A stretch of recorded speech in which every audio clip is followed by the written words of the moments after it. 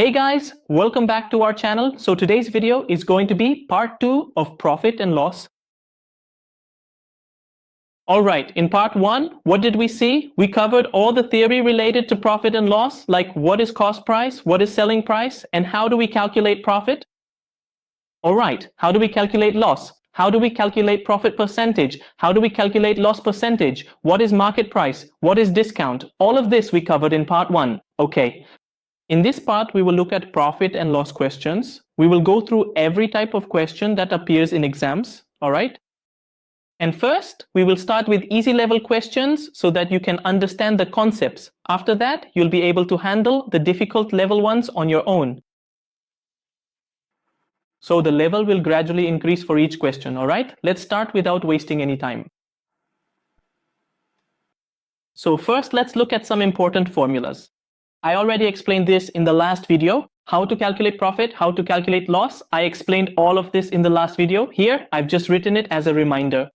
You can take a screenshot to help you remember so you don't face any difficulties. All right, let's move ahead. Look, here are some more formulas. What are these? With good formulas, you can get to the answer quickly, so you can use them. Look, we'll see these being used in the upcoming questions, so things will become clear to you. For now, you can take a look. You'll gradually understand how to use them. So let's start. Which one is the first question? Number 1. It's quite easy. All right, I just need to explain a bit of the concept. That's why I've chosen this one. So first, let's look at the question. An article is bought for rupees 600 and sold for 750. Find the percent gain. See, for how much was the article bought? So what does this mean? This is our CP, cost price. Sold means for how much was it sold? That is our SP, selling price. What do we need to find? The gain percentage. Okay, so what is gain percentage? Gain percentage is basically the same thing. We need to find out how much profit was made. So what is that? SP minus CP divided by CP multiplied by 100. This is what we call profit percentage or gain percentage. So what does this become? 750 minus 600 divided by 600 multiplied by 100. Always remember this. I keep repeating that profit percentage is always calculated on the cost price, that is on CP. You don't calculate it on the selling price. Many students make this mistake. So what do we get from here? The 0 cancels out with the 100. And 750 minus 600, that equals 150 divided by 6, which is equal to 25 percentages. But that wasn't the point of my teaching. I wanted to teach something else from this angle. So let's look at another one. Look at the method. When it comes to profit percentage and loss percentage, what are these? These are related things. So what does it mean for things to be related? For example, if I click on this here, 1 second. We need to calculate profit percentage and loss percentage. Both of these things have been calculated, so it's not necessary for us to take the actual values of CP and SP. We can directly take their ratio as well.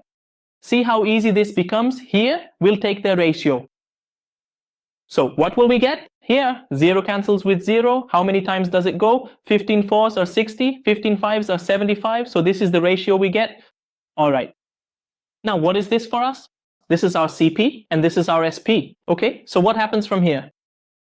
Brother, what is the difference? How much profit do we have?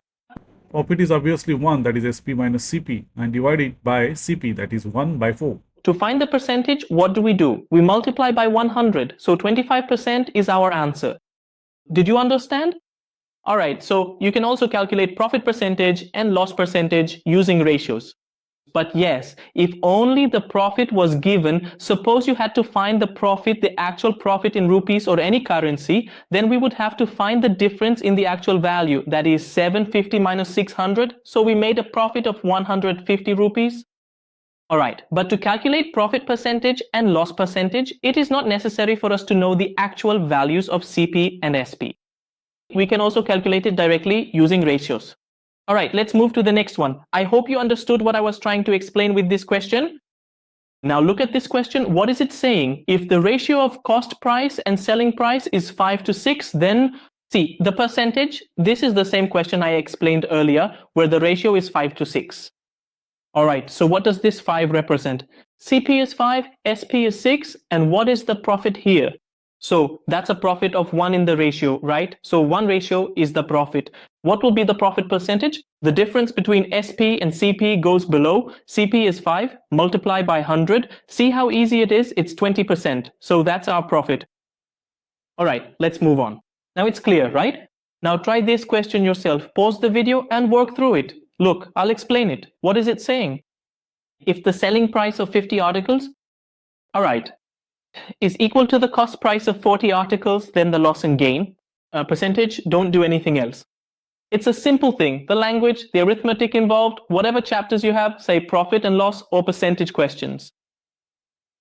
It's like this. Simple interest, compound interest, these types of questions are just language-based questions. So just keep reading the language, write according to it, and your questions will get solved. All right. So now, see what the question is saying. If the selling price of 50 articles equal to cost price of 40. So there are 50 articles and let's assume the cost of each article. What do we assume as the selling price of one article?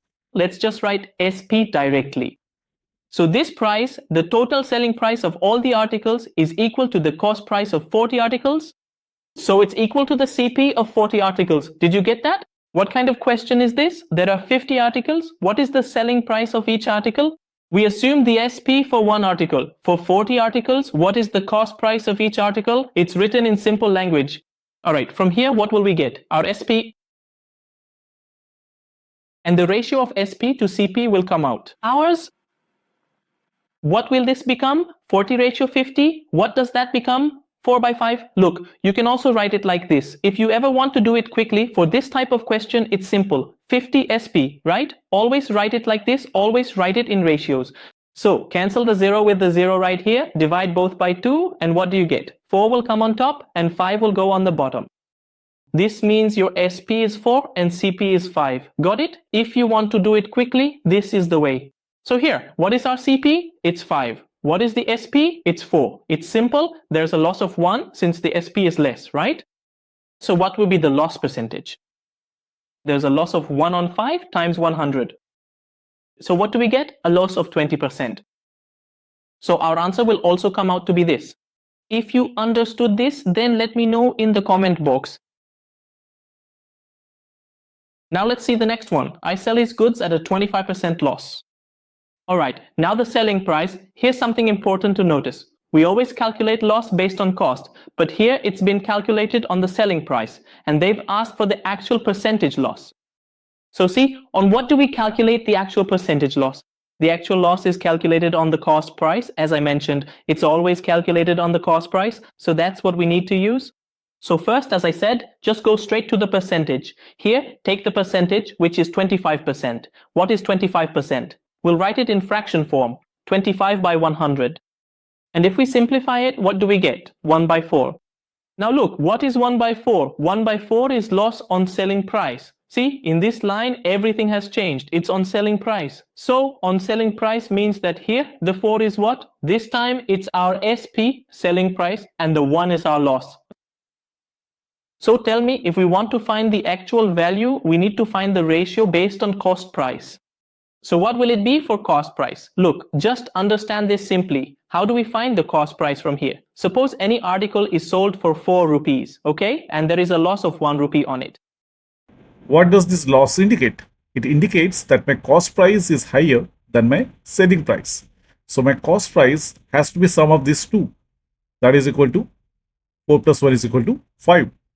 This is a bit tricky and you should focus on it. Now, to find the actual loss, so what is the actual loss, brother? The actual loss is simply the loss that occurred, which is still 1. But with respect to what? Actually, it's out of 5. So 5 will come in the denominator in cost price multiplied by 100. Look, I'm not writing the formula here. It's simple. It's the same as how we calculate loss. How do we calculate loss? Cost price minus selling price. That's how we get the loss. Here, it comes out to 1, right? So I haven't written the formula. I already explained it at the beginning. So a 20% effect will come here. I hope you've understood. Always look at the percentage, okay? Try to express the percentage in the form of a ratio. The faster you do that, the quicker you'll be. All right, now let's move on and take a look at the next question together. Let's see exactly what it is saying here. selling a specific article for the price of 7,200 rupees actually results in a total loss of 16.67%. Look, here as well, it's about the selling price. Here too, always check what price is being referred to. It's not the cost price. Here as well, it's the selling price. What price should he sell it at to gain 20% on the cost price? Let's look at the first line. What should we do? Our approach is simple. Focus on the percentage. What is the percentage? 16.67%. What does that mean? See, there are some percentages that you should remember, like 16. You can also write it in this form. 16 by 2/3%, what is that? Our 1 by 6? There are some percentages that keep repeating, like 37.5. How much is that? That's 3 by 8.